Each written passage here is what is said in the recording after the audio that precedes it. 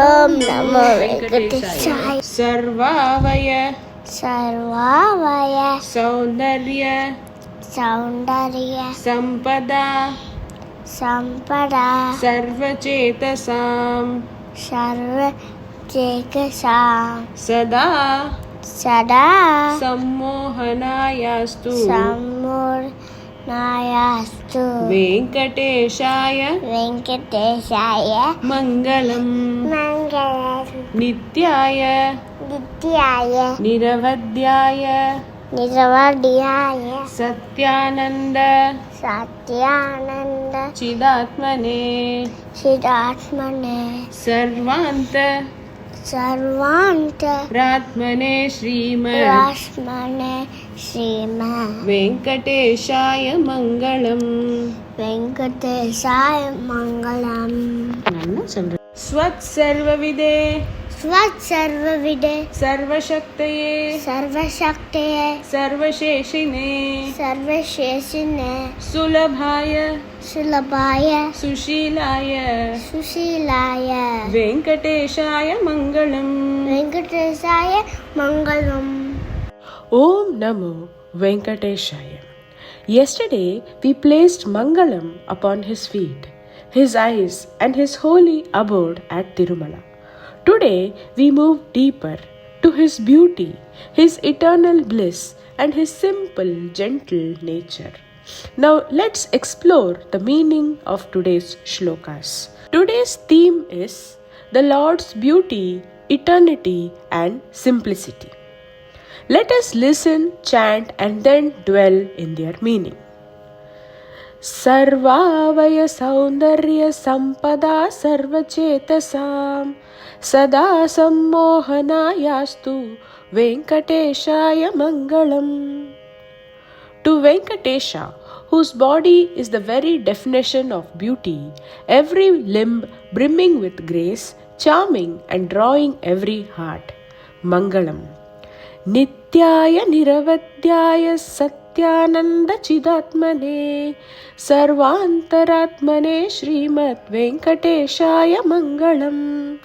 To Venkatesha, eternal and flawless, the boundless ocean of bliss, the pure consciousness that dwells as an inner self of all, mangalam. Swatah sarvavide sarvashaktaye sarvasheshine sulabhaya sushilaya Venkateshaya mangalam. To Venkatesha, the all-knowing, the all-powerful, the Lord of all beings, yet humble, approachable and gentle like a loving friend, mangalam. Let us repeat these verses twice as though we are wrapping the Lord in garlands of sound and fragrance. Sarvavaya saundarya sampada sarvachetasam sada sammohanayastu Venkateshaya mangalam. Sarvavaya saundarya sampada sarvachetasam sada sammohanayastu Venkateshaya mangalam. Nityaya niravadhyaya satyananda chidatmane sarvantaratmane Srimad Venkateshaya mangalam. Nityaya niravadhyaya satyananda chidatmane sarvantaratmane Srimad Venkateshaya mangalam. Swatah sarvavide sarvashaktaye sarvasheshine sulabhaya sushilaya Venkateshaya mangalam. Swatah sarvavide sarvashaktaye sarvasheshine sulabhaya sushilaya Venkateshaya mangalam. Now mangalam rests upon his body, his bliss and his gentle nature.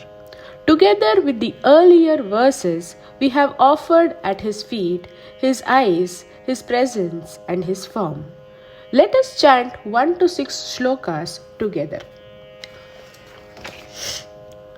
Shriyah Kantaya Kalyana Nidaye Nidayerthinam श्रीवेङ्कटनिवासाय श्रीनिवासाय मङ्गलम् लक्ष्मीसविभ्रमालोक शुभ्रुविभ्रमचक्षुषे चक्षुषे सर्वलोकानां वेङ्कटेशाय मङ्गलम् श्रीवेङ्कटाद्रिशृङ्गाग्रमङ्गलाम्भरणाङ्ग्रये मङ्गलानां निवासाय वेङ्कटेशाय मङ्गलम् सर्वावयसौन्दर्यसम्पदा सर्वचेतसां सदा सम्मोहनायास्तु वेङ्कटेशाय मङ्गलम् नित्याय निरवध्याय सत्यानन्दचिदात्मने सर्वान्तरात्मने श्रीमद् वेङ्कटेशाय मङ्गलम् स्वतः सर्वविदे सर्वशक्तये सर्वशेषिने सुलभाय सुशीलाय वेङ्कटेशाय मङ्गलम्.